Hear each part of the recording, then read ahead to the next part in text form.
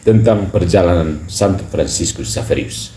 Pada tahun 1540, atas permintaan Raja João III dari Portugal, dia memulai misi ke India Timur, meninggalkan Roma dan tiba di Lisbon pada bulan Juni.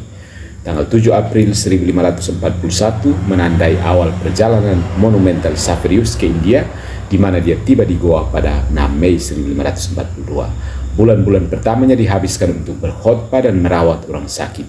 Dia memiliki pendekatan unik dalam mengajar anak-anak, mengumpulkan mereka dengan membunyikan lonceng dan mengajarkan iman kepada mereka.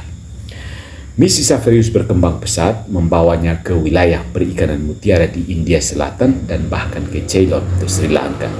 Meskipun menghadapi pelbagai tantangan termasuk penganiayaan dan perilaku buruk tentara Portugis, upayanya menghasilkan banyak pertobatan.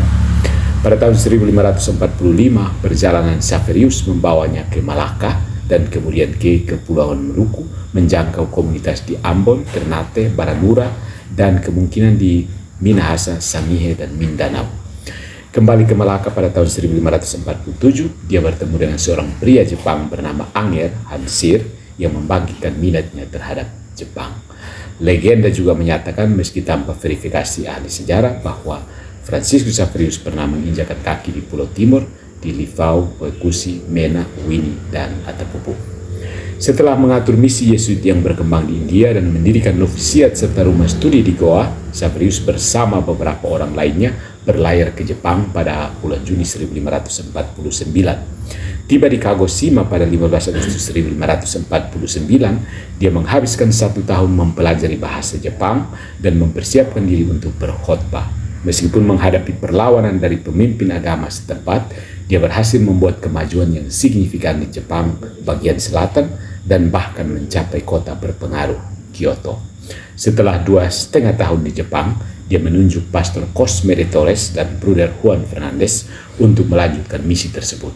Dia pulang ke Goa pada tahun 1552, dan itu hanya berlangsung singkat karena dia segera berfokus pada misi ke Tiongkok. Meskipun menghadapi perlawanan di Malaka dan masalah kesehatan, Xaverius akhirnya tiba di Pulau Sancian dekat pesisir Tiongkok, tempat dia wafat pada tanggal 2 Desember 1552. Misi 10 tahun Xaverius dari 1542 hingga 1552 tetap tak tertandingi dalam sejarah karena luasnya cakupan dan dampaknya.